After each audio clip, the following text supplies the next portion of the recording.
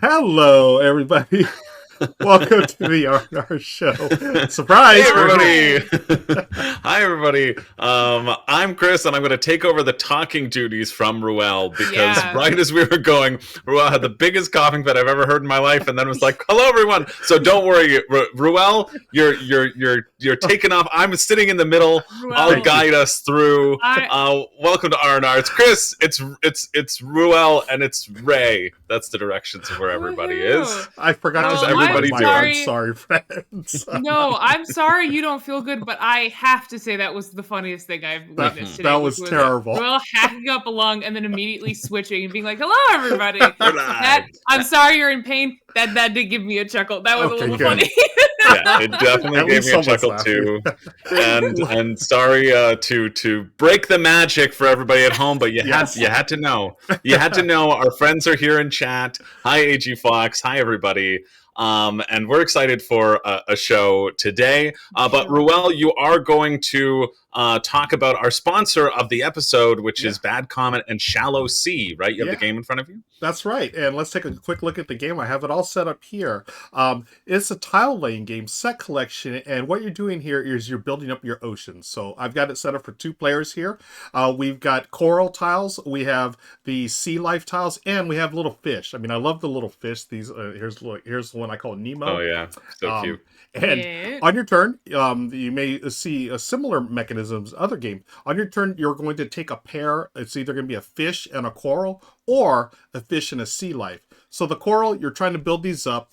You place them anywhere, and then you place your fish anywhere on a bubble. What you're trying to do is build up the coral to have this correct amount of fish around it, and then when you do, you're going to turn those over in order to score them.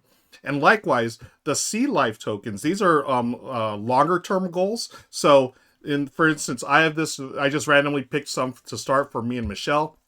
This one says, I need 3 fish in a diagonal row that are different from each other. So as long as I have 3 different fish here, completed fish, then I'll score the points here. So completed fish, what is a completed fish? I'm glad you asked, Ruel. A completed fish is when you complete your coral, you're going to take one of the fish that have completed it and place that on top of the coral. So that is a completed fish.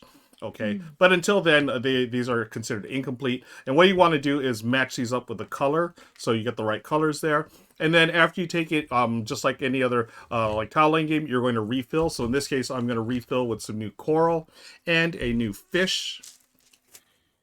Place that there, and then it'll be Michelle's turn. So Michelle, her one of her sea life goals that she's taken, she wants 4 corals of any color on anywhere on her board. So she doesn't have it could be anywhere on her board as long as the corals are complete. So on her turn, she'll take this one, and she could place it anywhere again.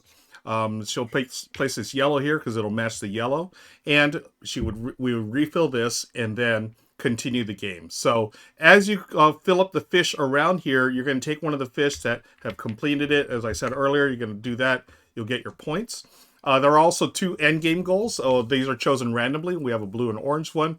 This one says you're going to get 3 points for every completed sea life located within the 10 inner spaces of your board. And this one here is the cryptic coloration. This is 2 victory points for every completed coral that has a completed fish of the same color. So in this case, let's just pretend this is completed. It does have one that's the same color. So this is the game. You're going to go until your ocean is filled, and then you're going to count up the number of points based on the scoring tiles that you have here and the scoring you have here. And there are a bunch of these different cards here that you're going to randomly choose. And also the sea life themselves. They're like, I don't know, there's a bunch of, I'll show you the box right now. The box is really nice too. So here's Shallow Sea, and you have all these different scoring options, as you can see here in I the like nice that little insert tray. Isn't That's that nice? Nice. So Yeah. those are all those. We've got more fish for multiplayers, more players. And then all the different cards that you can play. This can also be played solo. This is the solo card that you'll toss in there. Love it. Let me throw this over here. one other thing I want to note, the shells. You may be wondering what those shells were. These are shells that you can use to move your fish around. For instance, maybe you have a fish here that you really want. Maybe you have like a tile over here that it could help. You can spin a shell and place that over there. Move it anywhere you want. So really fun, flexible game. I like the elements of, different tile layers. I'm a tile laying fanatic. So folks, be sure to check this one out. This is from Bad Comet. The game is Shallow Sea. Yeah, I remember Shallow Sea being on Kickstarter. I think Bad Comet is a company to look out for. They've done quite a few. They started with like Shaolia Warring States is like that 2-player game, and then they've done quite a few. I believe Life of the Amazonia is also them. Oh, yeah, okay. I think so, and I know they've done a ton of stuff, and their hits just keep on getting better. And so when I saw Shallow Sea, it's that their take on that tile laying drafting thing. I also really like how you can be chaining some sort of combos together, but then when you're removing the fish around them to flip things up, that allows you to do something else. I thought that interplay was really neat as well when I was looking at it on crowdfunding. So it's very exciting to have them here. And I saw Omar in the chat was saying that's one weird looking trick taker.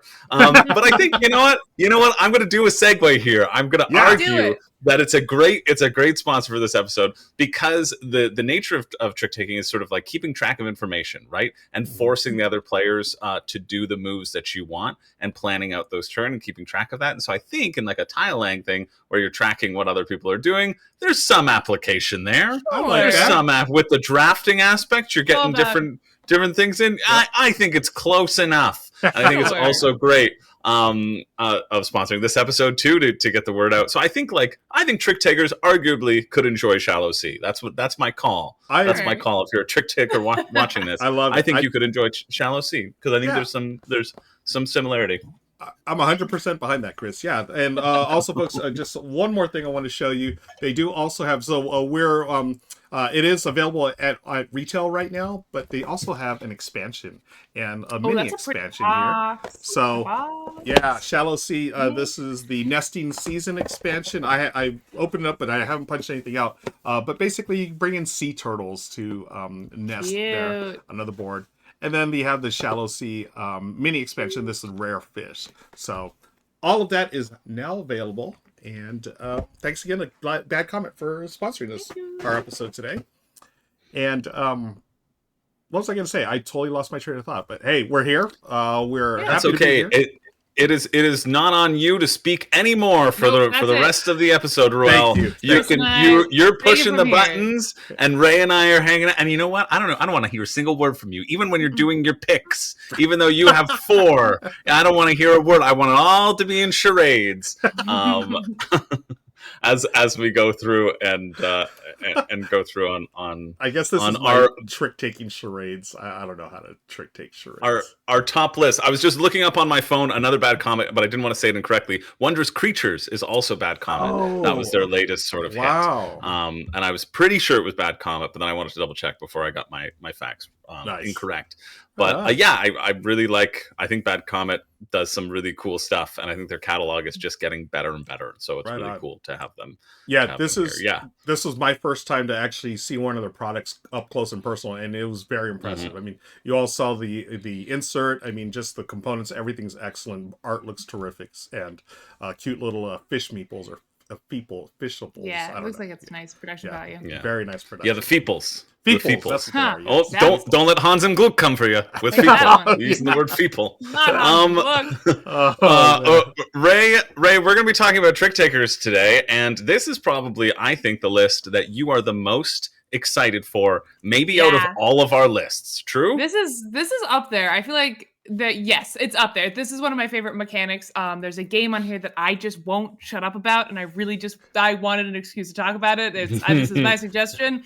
There's a specific game that I think is phenomenal right now that I have recently discovered, and it's a trick taker. I really just want to talk about it. I also just grew up playing trick takers. I've talked about that a little bit on the show before. I grew up in a big card playing family, so I am very excited for this list. Yeah, and I think we talked about conversely, this before. Go ahead, Chris. Oh, okay. No, go ahead, Ro. Okay, I was gonna say we've talked about this a little bit before, but the whole like regional differences, right? I grew up on the West Coast, and the only trick taker I played was Hearts. That's it. But I know I have friends that are from different parts of the Midwest and also East Coast, and I know I have an East Coast friend who was really into euchre, and then Yep, some of my euchre's a big one in the Midwest friends, Midwest. yeah, playing like spades and things like that. So I think it's really interesting. Now, Chris, as our Canadian friend here, what Yeah. like, and you're Eastern Canada, or did you grow up Eastern Yeah. Canada as well? Yeah. I mean, I'm like Central Canada, but like I would go back and forth. My parents are from the Maritimes, so Okay. like there had that influence. But for us, we just played a lot of card games growing Yeah. up as a family. You know, so there were a ton of trick takers in there. Mm. None of which ended up making my list because I think when it got sorted through, but I'm going to talk about them in honorable mentions. I think we're talking about like published games, you know, rather than just like a bunch of bicycle card games, which Yeah. it very well could have been. We were talking at Yeah. the end of the Yeah. episode last week. Yeah. So we're like, is this just going to be like your standard deck of cards? So it very well could have been. It could have been. It could have been. And that is probably what we'll get into in some honorable mentions as well, of our joy and our love for these things, and why I think that these games still are potentially relevant and still can hold up against absolutely. like modern board games, you The know, number which is of times really cool. I talk to people who say they don't play board games, but then they play euchre, I'm like, you're halfway there. Like that is that Yeah. in so many ways, that's a whole genre of board games. It's hard sometimes the distinction between board games and card games, I feel like divides us a little bit, you know? Yeah. They're very, you know, if you're But not we in are the he- hobby. We are here to heal the great We divide. are.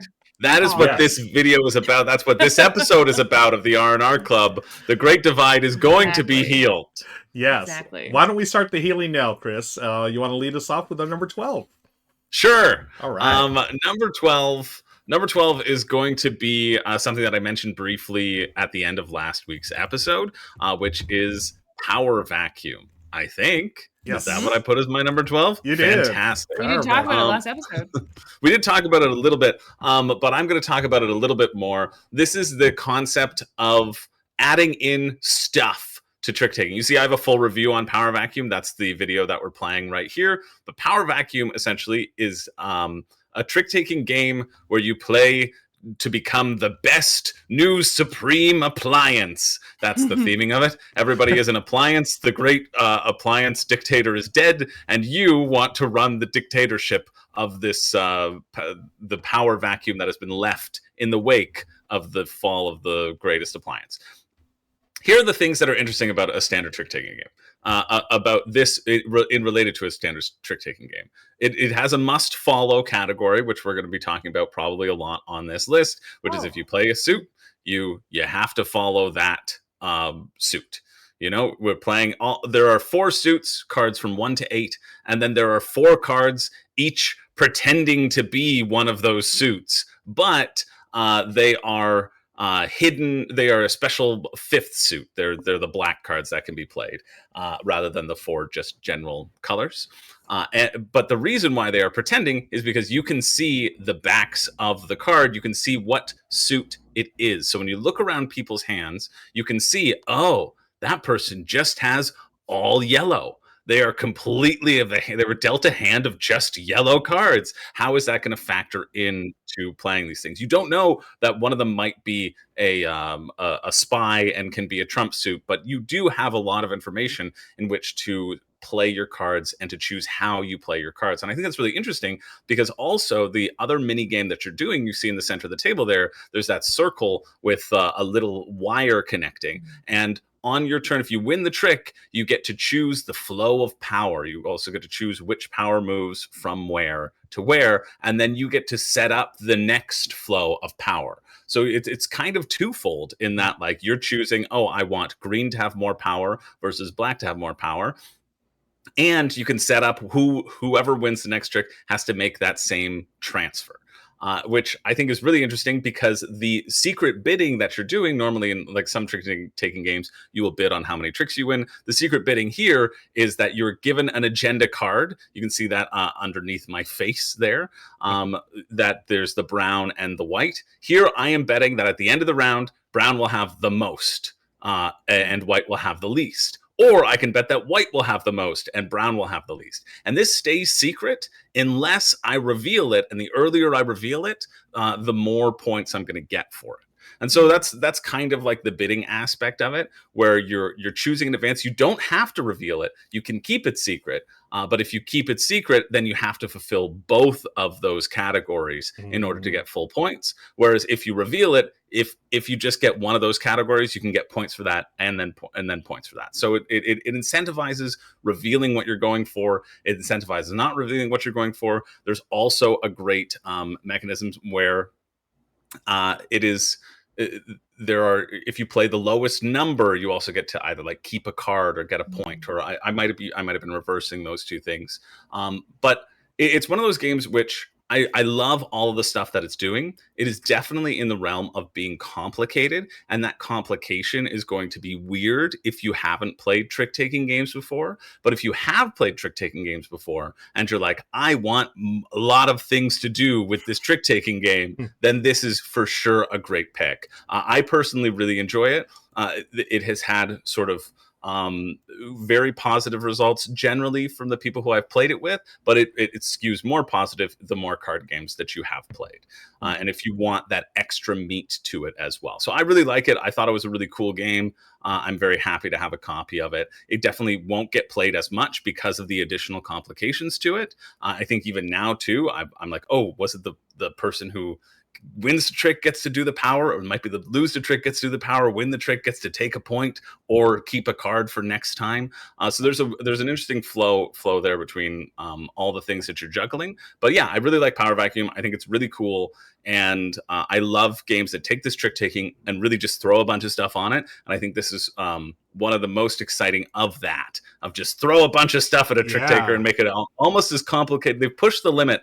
You don't really want more than this, but they really have pushed the limit to like what a trick taker is. So that's where Power Vacuum sits for me. Nice. I remember you talking about this briefly last week, but now seeing it and just hearing what you have to say, like, they really did throw a bunch of stuff, and I really liked that whole the power. Was it the energy thing or whatever? Like, that's so interesting. You the plug wire, it in, it's really cute. It's really cute. It's magnetic. Yeah. Wow. Little magnetic board. Crazy. I do want to say, because one of the things you're talking about was that this is hard for people who don't know trick takers. I realized right as you started talking, maybe we should take a minute and define some terms we use real quick, because you used a bunch just in your description of Power Vacuum. I think this is one of the things that I struggle with trick takers as someone who loves them, but also as someone who teaches a lot of new people their first baby board games, is that if you don't know this terminology, like I understood everything you just said. I've never played Power Vacuum before, but I knew I could picture it, right? Because I know my baseline. So real quick, if you magically got it this far in the video and you're like, I don't know how to play trick takers, basic terms, even if you know how to play them, but there are some like terms that you might not have encountered if you've only played a couple. So like a trump suit is a suit that will always win regardless of what was led. A must follow trick taker means that, and this is, I thought for a long time all trick takers had to do this, but they don't. Must follow is where whoever the good leads, ones do. The good ones do. I agree. Let's be real, the good ones do. When you don't have to follow, it's awful. Like 45, something like that. Horrible game. Horrible. Must follow means that someone's going to lead a suit, and if you have that suit in your hand, you must play it. That's a must follow. And a trick, to win a trick, means basically winning a round. Everyone plays one card into the middle, and if your card, with whatever set of circumstances, wins, they win that trick. And oftentimes trick takers involve betting how many tricks you think you'll win in a hand. So that's those are just some terms. As you were talking, I was like, I don't know if everyone necessarily I think that's with all that. That is fantastic. Trick Thank you, takers have like a language that doesn't show up in any other board game genre, really. So just wanted to throw that out there. But this one looks super cool. Yeah, it is true. Learning a trick-taking game, if you haven't learned a trick-taking game before, actually it is a hard thing to do. So hard. And it's something that we take for granted. And I think that's a great call out. It's just so easy to take for granted how, like, oh, you just follow a trick, but what's a trick? What's a suit? I'm like, oh, okay, I had to roll this back. Yeah, and how do I guess how many tricks I'm going to take? How do I look at my hand and know that? Like, it's so, again, I grew up with card games and trick-taking games. It's so second nature to me. But with some of the picks I'm going to talk about later, it's hard because I have to first teach you the super basics, and that's hard enough for someone who's Yeah. never played one, and then be like, there's special powers and you can turn Yeah. your cards upside down. It can become a lot, which is one of the things I love and hate about this genre, is that, you know, you find people who know it really well and you have this common language Mhm. and you can get those harder games at the table, but it makes it a little less accessible for newer folks. So Yeah. yeah.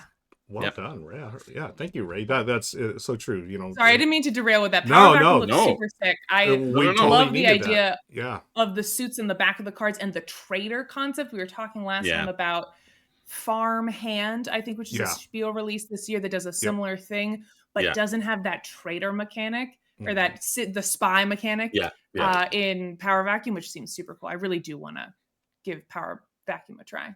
Yeah. Yeah. Yeah. It's Awesome. pretty neat. Cool. All right, let's move on to number 11. Nice one, Chris, with Power Vacuum. I've got our number 11. Let me pull it up on my screen here. This one's been out for a little while. It is a two-player trick-taking game, and that's what this originally appealed to me, because two-player trick-taking game at the time, there weren't that many, and the game that we got for number 11 is a game called Claim. This is a two-player trick-taking game from Scott Alms. You may recognize that designer's name from the Tiny Epic series games. He's done a bunch of solo games. And in Claim, you are trying to win or get the majority of 5 different factions. And the factions are like dwarves, goblins, etc. You know, standard fantasy factions and tropes. But in this, you're going to start with, I think it's 12 or 13 cards, you know, shuffle up the deck, and then you're going to play them in 2 phases. The first phase, you're going to turn over a card on the deck, from the deck, and you're going to play a trick and see whoever wins that will take that card into their hand. And then the loser will get the top card unknown to the other player. And then you go through that, and it's almost like a deck building thing where you're going to build your deck for the second phase. And in the second phase, the cards that you have, you're going to play those and try to win tricks, because now you're trying to win tricks in order to score them. And what makes this game really neat are the different factions. So you start with 5. I think in the standard game, I think they might give you like 8 factions. You pick 5 or something like that. But there's been a bunch of expansions, like what you're seeing here on screen. I think Richard and Jen are playing Claim 2, right? The sequel. So yeah, for each one's different factions. You know, things that they all do different things. They score differently. For example, like I always like playing with the undead, because the undead in the first phase, you know, as you normally just try to build your deck, the undead, you can actually score them. They would go directly to your score pile rather than in the second phase. Other factions are, I think the funny one is the dwarves. You get those by winning or by playing the lowest dwarf, so it's like reverse. So yeah, it's a quick playing, like battling type game, but I've always really enjoyed it because there are so many different factions. I have like maybe 4 of the expansions. I've only played like about half of them, and I've always enjoyed it. It's a pretty quick game, and I think for trick taking, I think it's really good for those of you who are new to trick taking. So it's a little more, I don't know, it's easier to follow, just because it's like, oh, I'm just trying to get the majority of each of these, like goblins or dwarves or, you know, knights or whatever. So that's our number 11, Claim. I think it's a really fun, light trick taking for 2 players. Yeah, Cool. not a lot of 2-player trick taking games. It really is a bigger group Yeah. genre in general. So that's super cool. I think it's rude of you to take one that was clearly on Richard's list, because he only plays 2-player games, as he says all the time. Sorry, in all the Richard. recap. I think you're gonna get called up for that. He's gonna say, and Ruel, a 2-player. Now that's what I'm talking. Oh my God, is Nah, Richard on the call with us right might have now? put it- I might have put it on my Sounds list. like him. Richard, where are you? Nice. I can't wait to see where Richard is this time. I'm so excited for his video. Same, yeah. I hope he's on a roller coaster. That's what I hope. That would be too. fun. Oh no! Hope I don't drop the phone. And then he drops the phone, and we have to wait for it to do another loop for him to say, him to pick it "Back up." to you."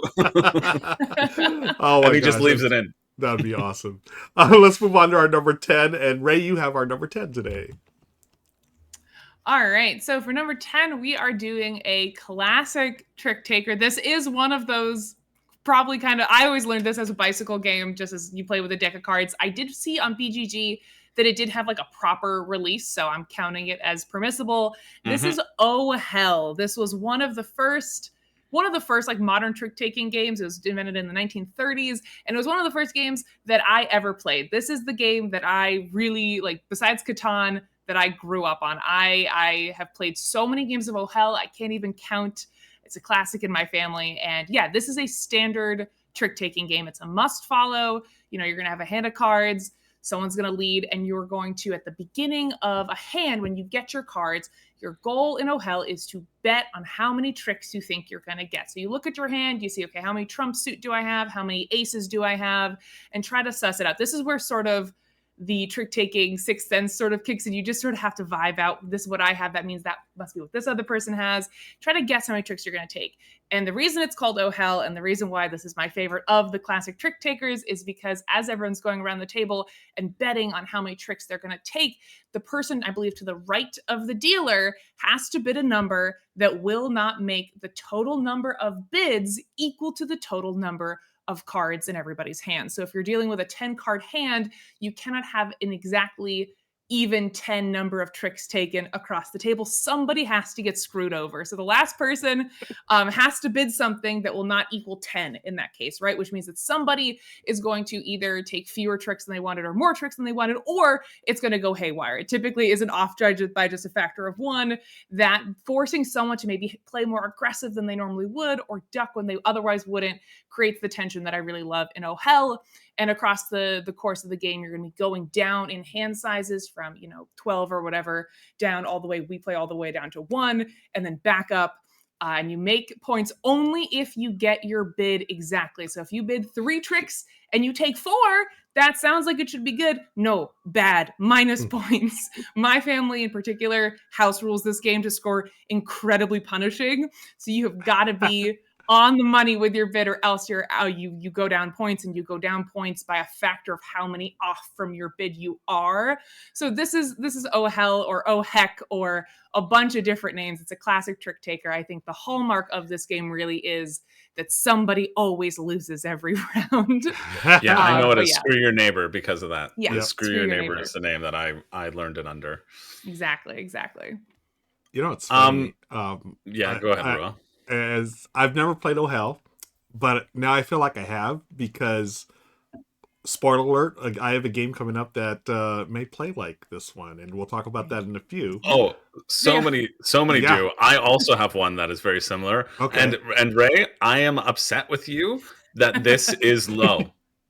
Yeah, this is too low. That this is so it's offensive to me that you put this as your number 3. Like, that's what we should be talking about here. That it is so low on the list, because this is objectively the best trick taker. I don't care what other trick takers come after this. This is objectively the best one.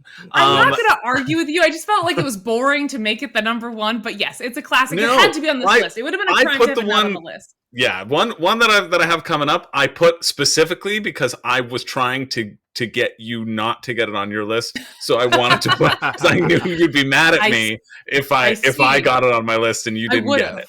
Yeah, and so I was trying to do. I played more games of Oh Hell than any other game that I own. 100% that I. Yeah, it's so good. It's just like quintessential. The bidding aspect is correct. Is the best part, and I think the best part about this is that you have one card. I always start at 1, go up, and then go down. You start at the top and go down. And go up. Yeah, because bigger hands are more fun. Oh, for sure. We skew, 12 or whatever, then down. That makes sense. Yeah. Yeah. But if you're starting at 1, everyone's like 0, 0, 0, and you're sitting there with the friggin' Ace of Hearts, and you're like, I want to say 1, but you can't. You can't. I think that makes it inherently exciting, right? Like that conflict there is important to have, and that's my favorite part about it. Absolutely. Right Real quick, Tiffany says we call Screw Your Neighbor going to the jerk store or jerk store now. I like that one. Very nice. Play a nice round of jerk store. Jerk store. Yeah. I love it. It's one of those games that's been around long enough that you might not recognize the name Oh Hell, but once I describe it to you, you're like, oh, it's this. We call it blank. Yep. Cool. I love games that have sort of an oral history like that. You don't actually go and buy Oh Hell. You just learn it from someone with a deck of cards. For sure. Okay. Hey, let's see where Richard is right now with our number 9. Oh my God, Richard. where is he? Here we go. Take it away, Richard. Don't let us down. Don't let us down. Hey, gang. So, I do not know who chose this particular topic, because here's my problem. I hate trick-taking games. Mixed feelings about them. Not could take them or leave them. Absolutely despise them. And my wife, Jen, feels the same because at the end of the day, a good trick-taking game is all about finding ways for you to stymie your opponent's plans and goals and progress to put yourself forward. Every single round, no matter how long you're going to sit down, is all about you trying to figure out, right, which of these cards, if I can ruin everybody else's round so that I can come out on top. To me, and I know I'm a goofball, I'm a Care Bear, they feel very mean-spirited, and I just cannot bring myself to enjoy them at all. So, this was a tough list for me to do, and yet I do have some. Probably no surprise, coming in at number 9 on our combined list is The Crew, because it's cooperative. So, yes, that's how I can enjoy some trick-taking, by actually working with you instead of trying to destroy you. Ray, I'm looking at you. I know you love to destroy people. Anyway, though, I think everybody knows about The Crew, and really, whether you want to get the original Crew or the Crew Mission Deep Sea, I think as much as anything else has to do with if you prefer, deep sea exploration versus outer space exploration. I prefer deep sea because of the more open modular way missions are put together. I just think that's cooler, but I'm equally happy to play either one of them. And I especially like it as a 2-player game because of the way they've introduced a neutral third player where you can see half of their hand and the other half of their hand is hidden, and every trick, one of the players is the captain. They choose for themselves and they choose for the neutral third crew member, that adds an extra level of depth and complexity beyond what you would normally see in a trick-taking game. But then, of course, the real trick to it is anticipating what you think your opponent is going to be able to do, what's in their hand, not because you want to beat them, but because you want to create a circumstance where you can work together in a constantly shifting list of objectives, which is what another thing is so cool about this game. I forget, was it come with like 40 or 50 different mission designs that all change the rules in, you know what, other people disagree, but I'm going to say thematic ways. I know this is a fairly abstract game like all trick takers, but I feel the theme come through. When the cold, deep reaches of space are at the bottom of the ocean and our communications are faulty. Although, communication, that's the other thing I love about this, because I have played a bunch of cooperative trick-taking games. This is the only one I kept because there's one extra little trick, those communication tokens. We can't talk to each other, comms are down, but every once in a while I can get through to you through a static, broken line, and I can use one of those limited communication tokens, like I just did there, to tell you something about my hand when I play a card. Whether this is the only card I've got like this, whether it's the lowest value card, that one extra little bit so elevates this above every other co-op trick-taking game out there. And like I said, I've tried a bunch of them. This is the only co-op trick-taking game I'm going to be talking about today. Anyway, all this stuff combined is what makes The Crew truly special. And stands head and above shoulders. I mean, I've tried the Lord of the Rings one, I've tried the Fox and the Force one. I mean, they're all fine, but this one is something really, really great. And it's got to be, because I hate trick-taking, but I do enjoy The Crew. And that is our number 9. Back to y'all. But now I can't. Okay, Richard doesn't like trick takers, so there's his number 9, The Crew. I've got to admit, I love The Crew as well. I think it's a terrific game. I have not gone through all the missions yet in that, and I haven't started Mission Deep Sea, but from what I played, I've really enjoyed it. Yeah, terrific game. Yeah, I think Mission Deep Sea is better than The Crew for what Richard was mentioning in terms of there's a little bit more flexibility in the modules, and it's a little bit more interesting to have the goal of like, can't take any pink in your tricks versus just get the pink 9. Which is the original Crew. Yeah. But Ray and I were heckling Richard as he was doing his video, being like, "Oh, boring." The Crew. Bloody in chat says, Ray loves limited communication and trick taking, but hates co-op so much that she dislikes The Crew anyways, and that is correct. Yes. I grew up with hell with really aggressive trick takers. If I play my hand really well, I want to beat someone. I want someone else to suffer and I want to win. And that theme will carry through with the rest of my picks. I like really mean trick takers. Yeah. Yeah. I will say, sorry, go ahead.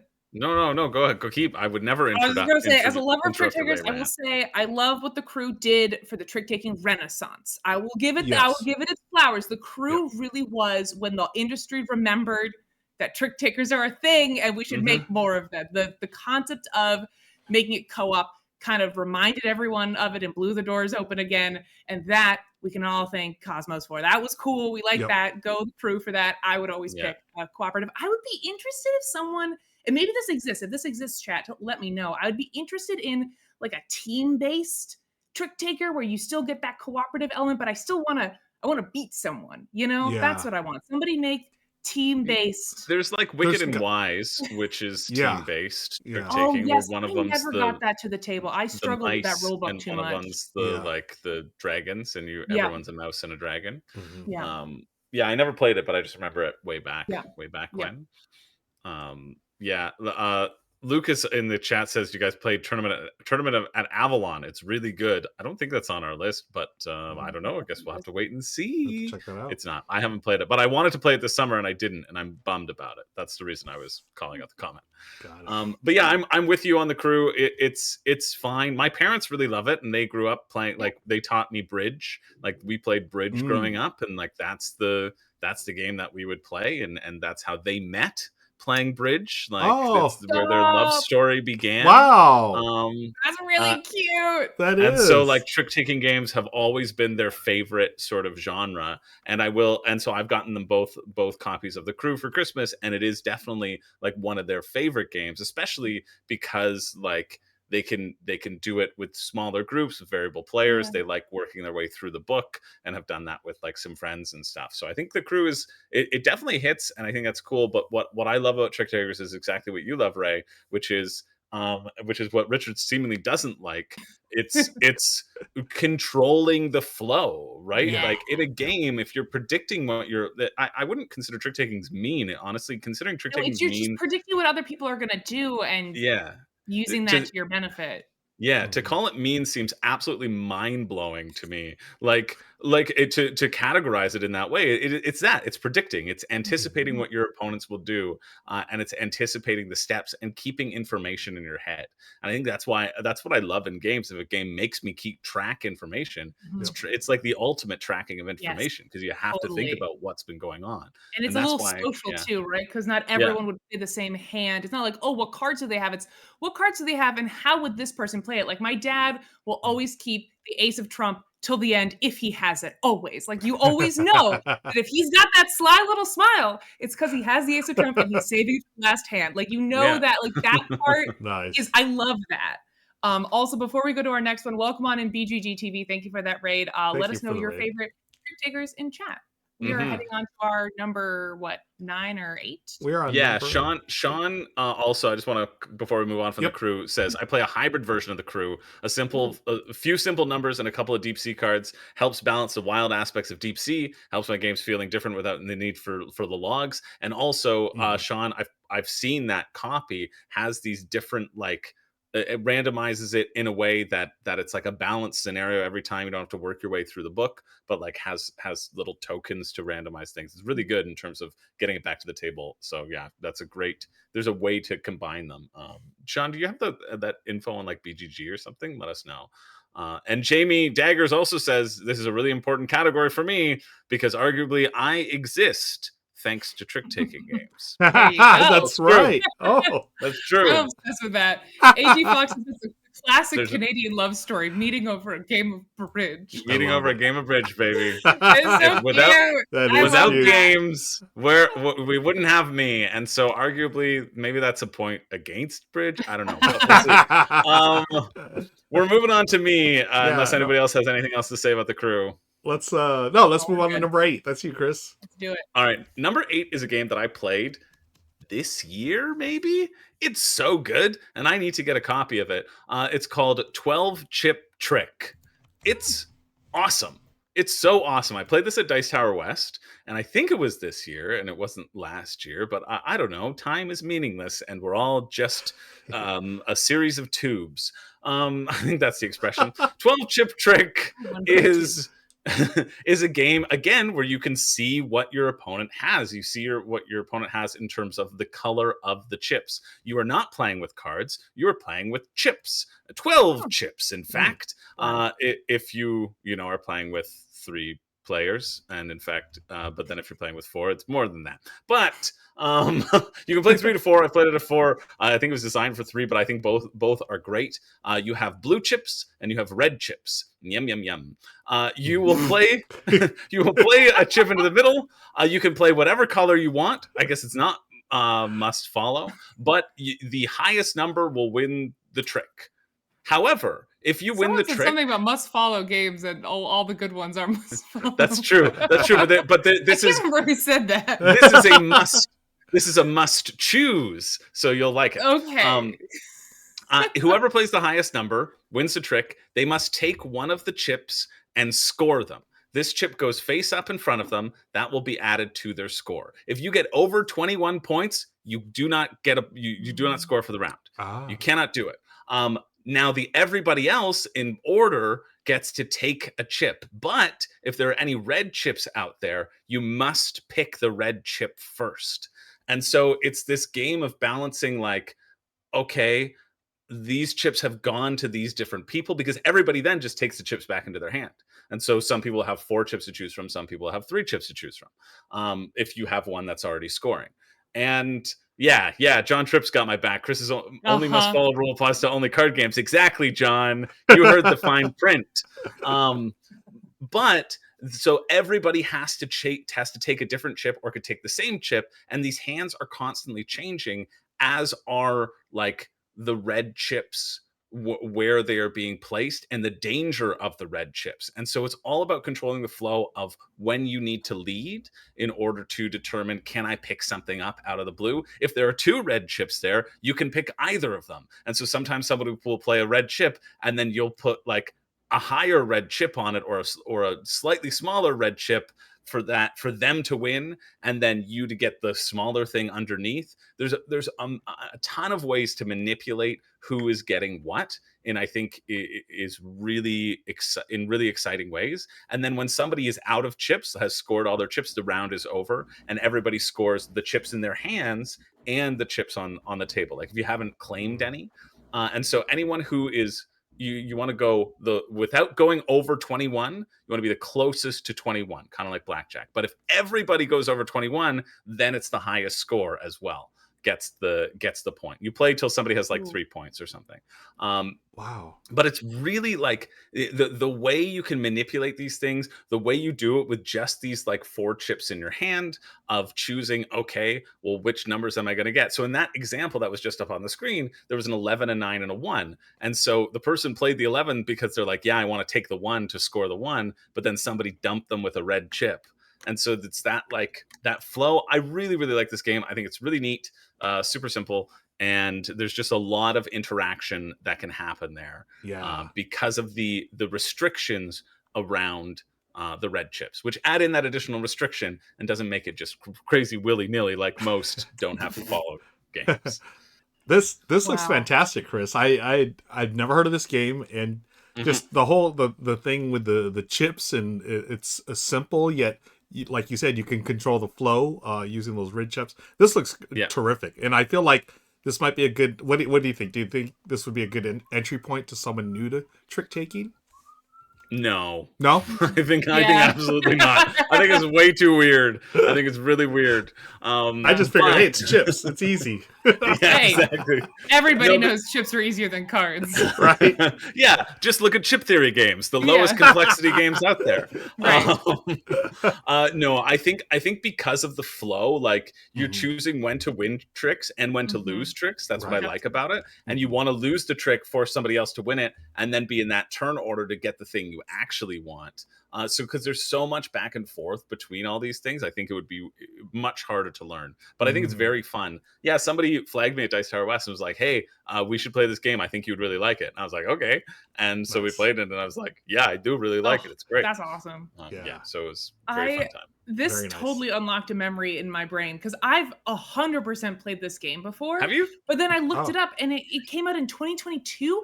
I absolutely have such a vivid memory of playing this game back when I worked at Resonant, which was back pre 2020. So I must have played a prototype of this ages and ages ago, and I had Maybe. completely forgotten about it. And now it's published, and now I got to go get it because it does.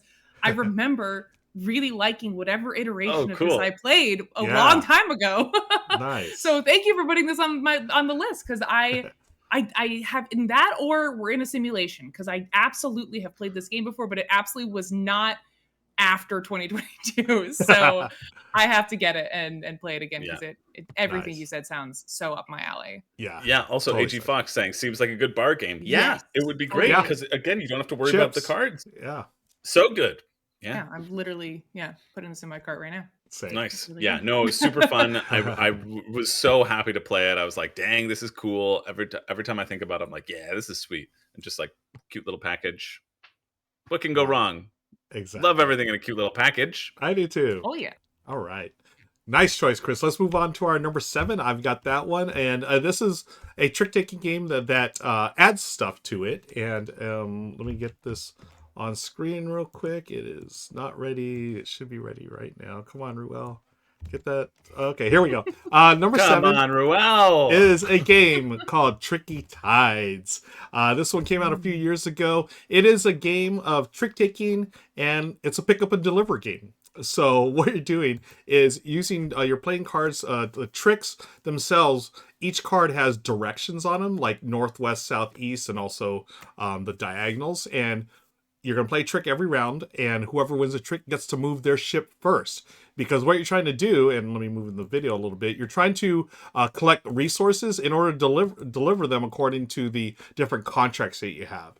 So it's a little mishmash, and I like this about this game. It's a mishmash of like pick up and deliver, trick taking, set collection, and also you've got a couple little secret missions as well. So the more you collect of a certain type of resource, you'll get points. And what I really like about it, they have these additional things, the monsters they can add to it, where the monster shows up and it's going to spew or it's going to take some resources from it's like a 3x4 grid of cards that you're traveling along. And it's either going to add resources or take them away. And it's always funny because you're basically trying to race your opponents to get to the right resources and get to the right islands. But then the monsters sort of mess you up. So it's not take that, but it's more like, too bad the monster screwed you up. There's also event cards. My favorite mechanic. There's also event cards that can mess with you as well.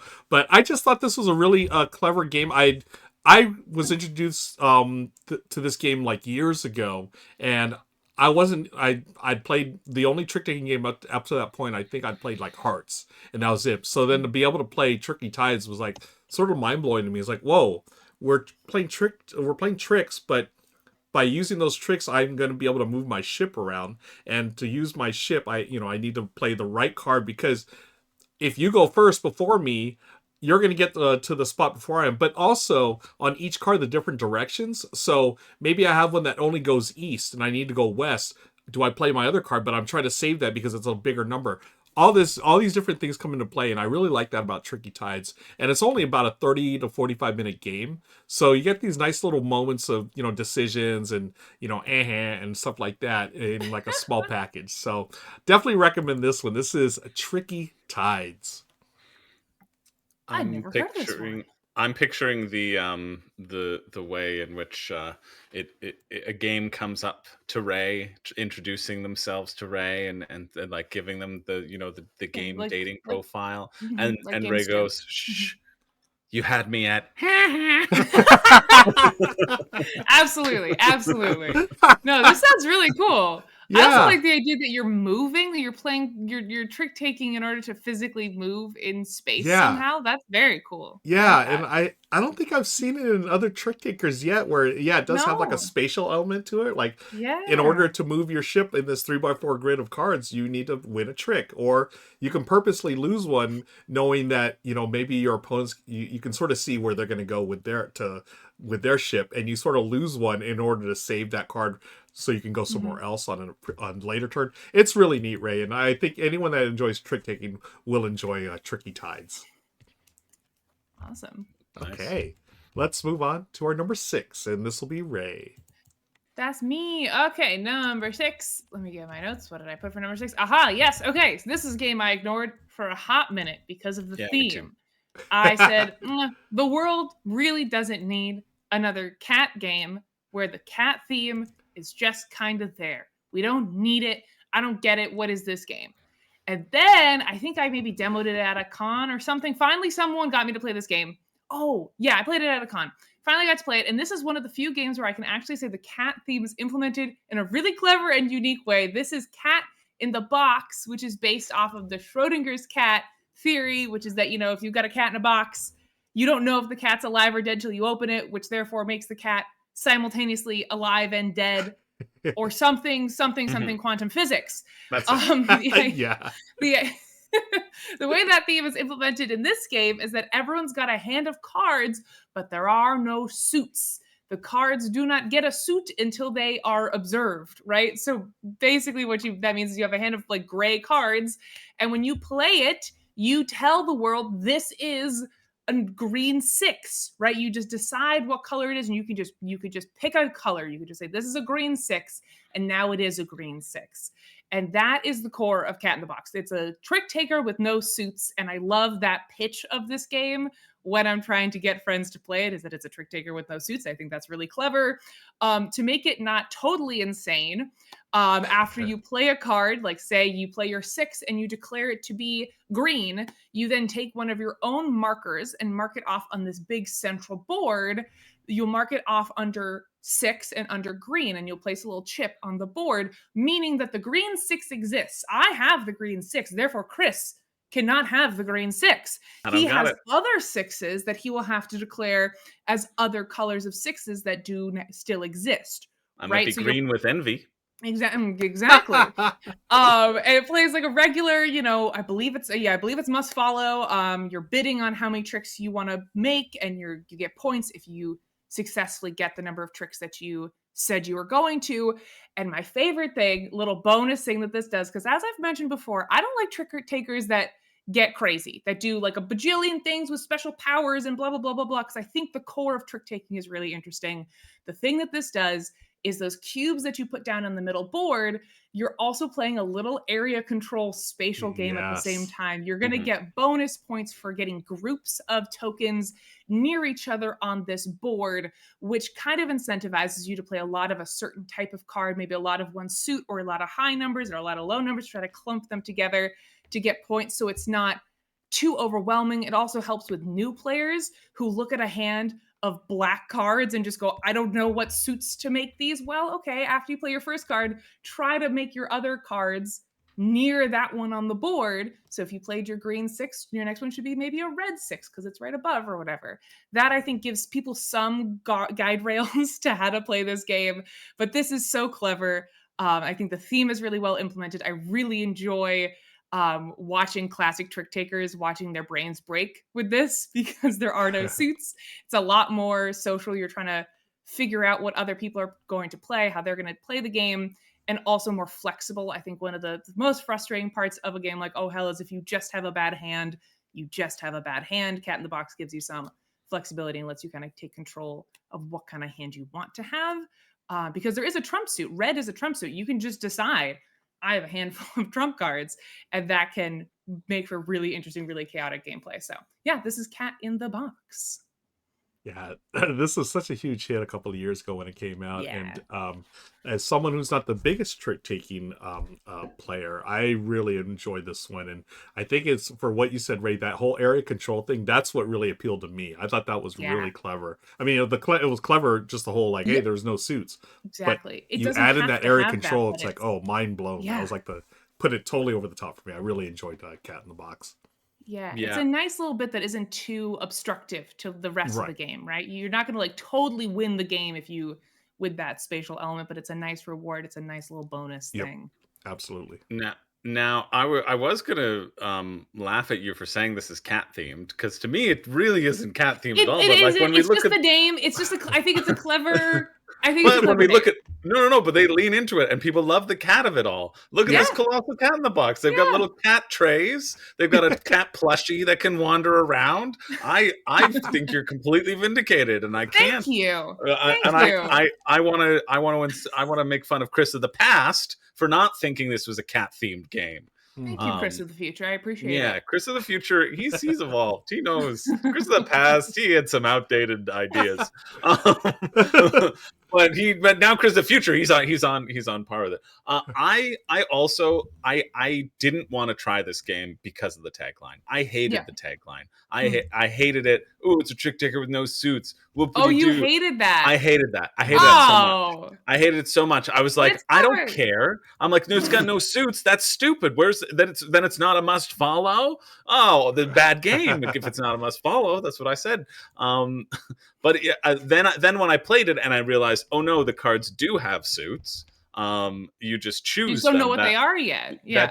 That made it a lot better. But the whole tagline of a trick taker without suits, I was like, why would I ever want to play that? That sounds horrible. And then I played it and I really enjoyed it for the area control aspect too, and that determining a lot of like your suit decisions. This was also on my list as well, on my short list. So I think it's great. I think it is really great. It does a fun, interesting thing without being too overwhelming. And yeah, but I just like that put me off so much. I was like, oh, no suits. Whoop. I was like, then what's the point? If we're not going to have any structure, then why are we here? We're playing games for a reason, okay? Hierarchy. We're rules-oriented people. What are we just going to, what is this, Calvin Ball? We're just going to make it up as we go along? Yeah, this is actually a live reenactment of every trick taker that I've tried to get to play this game with me. That they go through that exact monologue, and then I get them to sit down. Yeah. And then they enjoy it. Yeah, every step. Word for word. Well, actually, yeah, I will admit, Ray did text me that, so I have been reading off of the script. I'm just, I'm an actor, so it comes across as natural. Yeah, so. Oh my goodness. Let's move on to our number 5 and see where Richard's at for our number 5. Okay, number 5 time. And first of all, I should apologize. I know you enjoy me being out in the middle of the street, almost getting run over for your entertainment or various and sundry adventures I get into on the road. But Jen and I are under a real time crunch today, so I'm just having to bang these out really fast in the caravan on just talking to my laptop. Anyway, number 5 is ugly Christmas sweaters. And so here's the deal. I mentioned before, I hate trick-taking games, and so I had to play co-op because of the cutthroat nature of them. So why do I enjoy this one? Because it's definitely a competitive game. Because of the openness of it. There's several things that, I mean, I'm no trick-taking expert. You'll have to let me know, or folks can say down in the comments whether this is incredibly common, but I think there's some neat tricks here. First of all, the cards effectively have 2 suits. So when you are having to follow, if like over here, I've played, the red 8 that has, candy canes on it or bells on it. I can follow based on the color or the suit. It's not like, oh, you played with clubs, so I've got to follow the clubs, otherwise I'm screwed, unless, of course, I've got the trump and all of that. Here, it's much easier to follow so that you have more flexibility, more control. The game is a little bit less harsh and punishing for someone like me who is not a very accomplished trick-taking gamer. And so I need that extra flexibility. Although, man, it goes even further because effectively there are 2 trumps. Every round, up in the top right corner, you draw a trend card, a perfect fit card, and a fad card. And those create special rules that determine multiple ways you can get trump suits, or ways that you can score, or things that you're going to target, or like, the fad, like there's a 1 up there, that a 1 beats anything. So there's every round, there's some simple little rules tweaks that add extra, depth to the decision making. But the important thing about this I absolutely love, especially as a 2-player game, because what I'm looking at all these as 2-player experiences is, at the beginning of this trick, there are going to be 4 ugly sweater cards up at the top, and we're playing tricks to try to get first dibs or second dibs, or if you're playing 2-player, third and fourth dibs of those cards to build ugly Christmas sweaters. Like you can see, I made one over there on the left. I've finished one, and you're making these sweaters based on your own Secret Santa objective cards as well as the public goal cards to score as many points. So everybody's going to get something. Even if you did terribly and you came in last, you're still going to get stuff. And it's really a question of determining what is the most valuable thing at any given time. And then, of course, like cards show up that have special powers and all of that as well. So I like that too. It's not quite so binary. You win or you lose. If it didn't go as well as you didn't get what you wanted, well, I did get something, and I'm going to try to make it work. So that's really cool. And then on top of that, there's the idea that the cards we played this round for the trick taking, those go into supply, so that's what we're bidding on through the trick taking for the next round. I think that's really cool too, because it adds an extra level of depth and long-term plan or medium-term planning, let's say.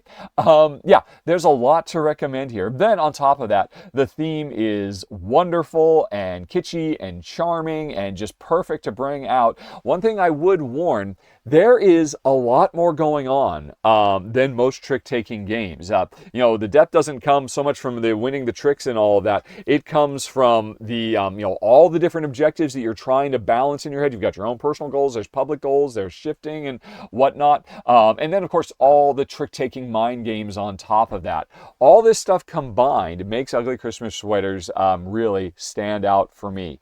But more than anything else, it's that idea that you never walk away with nothing. You always get something, which for a terrible trick-taking game like me, or a Care Bear player who doesn't want to completely ruin you and make sure, oh, you failed again and again and again and again. Yeah, maybe I outfoxed you here, but you've still got something you can build on, which makes it feel a little bit more collegial, let's say. And so, Ugly Christmas Sweaters comes in at number 5 on our list. Okay. All right, thanks, Richard. Yeah, I love the theme of this right off the bat. I mean, Ugly Christmas Sweater. How can you not like that theme? I've never played this game. This is the first time I'm hearing of it. It looks pretty Same. interesting. Any thoughts from you two? I really liked how Richard, one, giving us the apology that we were all due Thank you. for him not being on the streets or in an airport or parachuting from an airplane or on the back of a Sea-Doo. He wasn't putting his safety at risk for our entertainment or embarrassing himself in public. I don't care. Next time I want to see him hacking through the jungle. And I'm basically now just quoting that one time that Jeff Probst in Survivor would go on a journey to bring back to. He hacks through the jungle, he skydives. That's that, Richard. You can look that up. You can use that as your inspiration for next time. We're counting on you. But number 2, I really like that sort of clarification. Now I understand a little bit more about what he's meaning in terms of mean. Like you get something, right? Yes. At least you get something, and it determines the drafting order, essentially, is what it does in Ugly Christmas Sweater. But you get at least something to play with, versus in a trick-taking game, if you're only trying to win tricks, then you're like, okay, well, I don't have a good hand. I lose. Yeah. Right? Which is fair, but that's also why I like Oh Hell and games like it, where you have that bidding aspect to it, right? You can have a bad hand and you go, oh, I have a bad hand. Exactly. 0. It's about knowing you have a bad hand. It's not like, I mean, sure, you get more points if you're able to bid higher and make it, but I completely minimally, agree. right? Yeah. So minimally. So I thought that was interesting clarification, and I like having Richard on this list. I think it's always great to have one person on these lists who doesn't like the thing, because I think that's really valuable. If you hate trick takers, well, there's still a chance. There's still a chance for you to correct your wrong opinion, and maybe Richard is your savior. I don't know. Well said, Chris. Well said. Why don't we move on to our number 4 today, and we're going to go back to Chris with our number 4 on the list. That's me. I see Chocolate Wine in the chat saying, anyone play fishing? Well, guess what my number 4 is? Oh. Just kidding. That was in my honorable mentions, but we'll talk about it later. My number 4 is Oh Hell, a.k.a. Wizard. It's different. They're different games. We had to fight this out in Discord earlier. Chris was like, it's basically the same. No. It's basically the same. Different. Completely different strategy. I just wanted this to be higher than Ray's, just to show the truth of the matter, that this is the better version. Honestly, Oh Hell is better than Wizard. I'll come right out and say it. I knew I wasn't going to get Oh Hell on the list, but now I thought Oh Hell was going to be your number one. And since Ray goes after me, I was like, I'm going to lose. But I should have put Oh Hell and knocked you off the list. But I put Wizard instead. For Chad, who doesn't know, we play our own little mini game when we make these lists every week that you're not privy to, where it's us vying to talk about the games we actually want to talk about, and sometimes you don't get what you want. Sometimes you can't always get what you want, right? You the classic trick-taking maneuver. You tried to think about what I was going to do, but I maneuvered too by putting it at the bottom of my list. There you go. Well, I actually just thought that they were the same, and that it was going to come up as a variant, but they weren't. Because there are some differences, and there are some interesting differences with Wizard. Which when I first played it, after playing Oh Hell or Screw Your Neighbor, I was like, "This is stupid. I hate this. Oh Hell's better." But now I have come to look. Oh, sweet! Sean is just posting in the chat. If you're live on Twitch, he said realized that it never did a BGG variant post on the crew because I asked him to, and he just made one. So if you want to see Sean's great BGG his variant on the crew, I think it's really slick and helps you do it without having to worry about the scenario book. So awesome, Sean. You're killer. You're a king. You're a king amongst men. I've always said this. But let's talk. You're a wizard amongst jesters. Brought it back. So in Wizard, you have the standard 52 card deck, but you also have the wizards, and you also have the jesters. Now, there are 4 of these in the deck, and if you play a wizard, it will always win. The wizard always wins. Wait, that's a different game. But the wizard will always win the tricks, and if you have another wizard that you've been saving, well, tough luck, because the first wizard played will win the trick. And so they operate sort of as this super trump that everybody has access to, which at first I was like, this is stupid. I have my wizard in my hand and I don't get to play him. Wow, wow, wow. And I was mad about it. But then I realized, okay, it's kind of cool. Like in a lot of games, the ace of trump is just the best. Right? So here in Wizard, you have 4 of the best, and it requires timing to play them. So I thought that was kind of interesting. And in the same way, there is always the worst card. These are the jesters. These are the Chris's of the world. We're the worst, the bottom of the barrel. But the negative self-talk, Chris, we've talked about this. It's just for the jokes, just for a little chuckle. My ego is so huge, I have to, pretend it isn't. But you have the jesters, which are low, right? They are the least. They're the worst. They are going to lose the trick. They will always lose the trick unless everybody plays jesters, which can happen in a 4-player game. Everybody has a jester, and then, well, the first person to play a jester wins the trick, and you're like, oh, dang it, I didn't prepare. But in both cases, it's all about timing, because in Wizard, just like Oh Hell, Screw Your Neighbor, whatever, you do bid on how many tricks you think you'll win. You look at your hand, you make a bid, and you get points based around the things that you bid. I love games where you can bid 0. I think that is so key. Yeah. I think to be incentivized to recognizing you have a bad hand, it eliminates that entire frustration from people.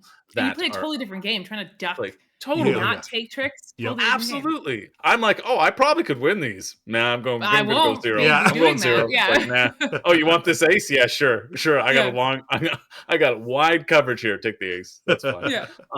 And so it's really, I find it really interesting for that bidding. But I also agree that the reason Oh Hell is better is because you can't have the exact number of bids. I think Wizard, you can have that number of bids, and I think you shouldn't. I think that makes it also worse. I think you exactly for the reason Ray was saying, it creates that inherent conflict. You don't want to have just everybody make their bid. Why would you want that? Yeah. We're not Richard, We want people to suffer and get negative points, and especially when the points are all like that, we want it to be swingy. But yeah, I think this builds upon that concept, and upon further reflection, I do like that there are 4 wizards, even though I was upset about it when I first played it. I was like, this isn't the game I know. Then I got over it, and I was like, okay, I see the value. So that's why Wizard is up here. But if we need a different game, then it's Bridge for reasons that we already talked about, and I'll continue to talk about. No. Listen, I'm gonna do Chris's job for a minute. Talk about why Wizard belongs at spot number 4. I really like Wizard, and I honestly, having loved Oh Hell my whole life, I would advocate for Wizard being higher than Oh Hell if you house rule it with the no perfect bid thing, and that is what my family does. Then I actually think the Jesters and the Wizards add a really interesting mechanism. The Jester can get you out of a tricky situation if you don't, if you're down to just one card in a suit and you really don't want to play it, you can play your Jester and avoid it. I really like that. So just the one tweak, just don't let anyone have a perfect set of bids. The only problem, I think it's great. The only problem with the Jesters and the Wizards is what you're saying is that you can play them when you should be following, and so you can use it to duck that must follow rule. But as we already established, only good comes from must follow. Any deviation makes it worse. So I don't know. I also actually only learned Wizard somewhat recently. My parents found an old copy of Wizard in their game closet, and we only started just learning it a couple years ago. And so I've been kind of on a kick with it lately because it's just close enough to a game I know like the back of my hand, but different enough that it's interesting. I also went down a rabbit hole one day of looking up where I could play it online because I wanted to play it with my parents. And I came across a website called wizardcards.com, which first of all, I think the lore of this game is what makes me love it the most. First of all, this was made by a man named Ken Fisher, whose BGG profile picture is him in a wizard robe, and his BGG username is just the word wizard. I love that. Every game this man has made has wizards in it for an inexplicable, unthemed reason.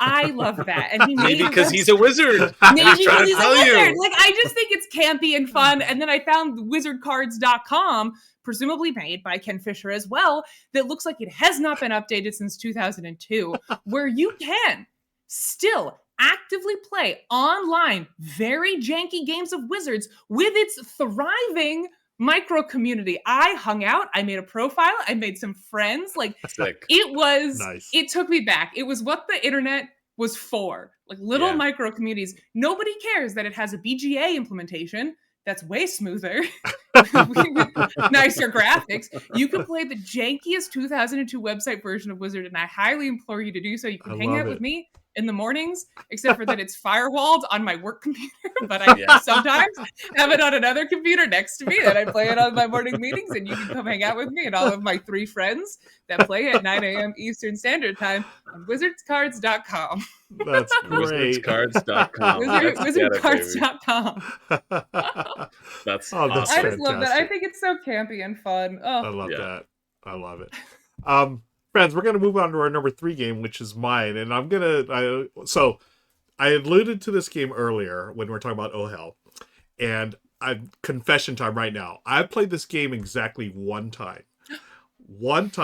And I absolutely loved it. I played it 2 months ago. There was a game night with the Good Time Society crew. They introduced it, and I just absolutely loved it. I played an 8-player game of this. The game is, let me get it up here on the screen.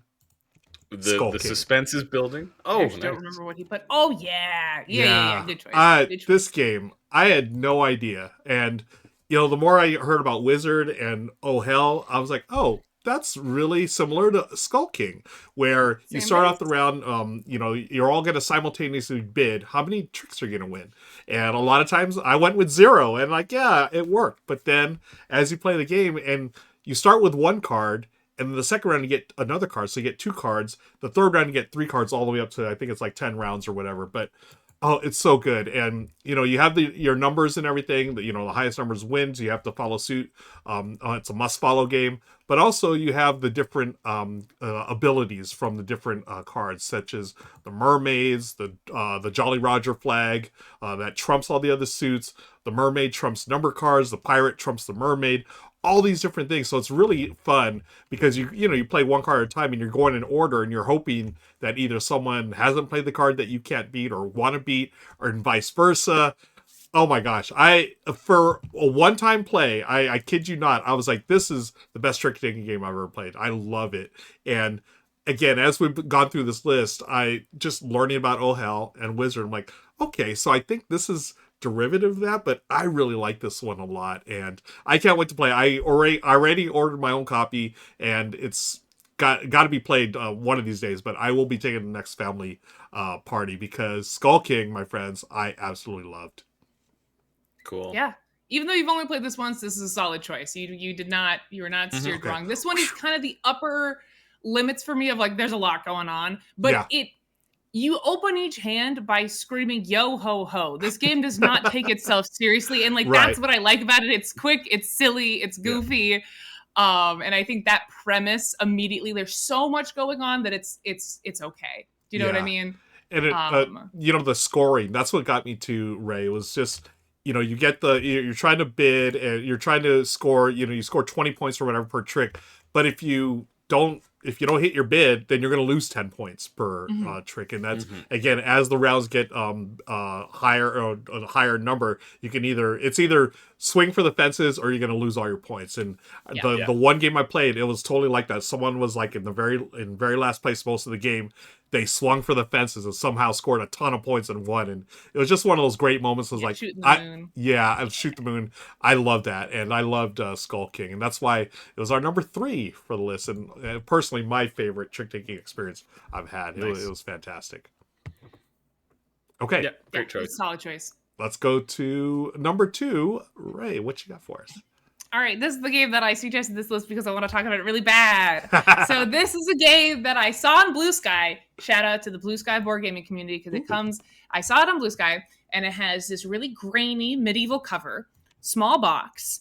It's called Schadenfreude, which is German, and it had a Japanese subtitle or like translation of Schadenfreude underneath it. And I was like, what on God's green earth is this? I need to have it. I spent way too much money importing this from Japan only to find out recently that I think it's getting a US release. Whatever, it's fine. This way I get to talk about it before everyone else talks about it. This is Schadenfreude. If you're unfamiliar, Schadenfreude is a German concept meaning joy in other people's misery. So you can imagine why I'm already on board with this. This is a I would say it's relatively standard, but not really. It's a trick-taking game. You got a hand of cards.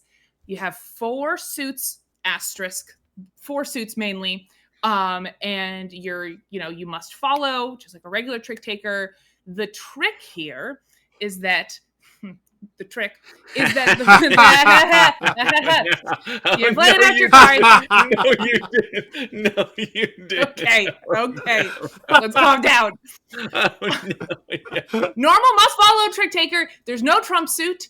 But the wrinkle is that the winner of the trick is the second highest card in the lead suit. So if I lead with like a blue 5, and Ruel doesn't have any blues, so he plays a green 3. And then Chris comes in with his blue 2. The blue 2 is the second highest blue card. Yes. So Chris wins. Oh. I won. You won. Congratulations. What do you win? Well, that's a great question. In Schadenfreude, you get points based on the cards that did not follow suit. So you would get Ruel's green 3 that he discarded. You put the green 3 in front of you. You now have 3 points. Ooh, right? That feels good. That feels good it's to so me. Good. Yeah. If you were to ever get another card that has a 3 on it, they cancel out and you lose those points. What? No, my points. Just don't do it. Just don't do it. It'll be fine.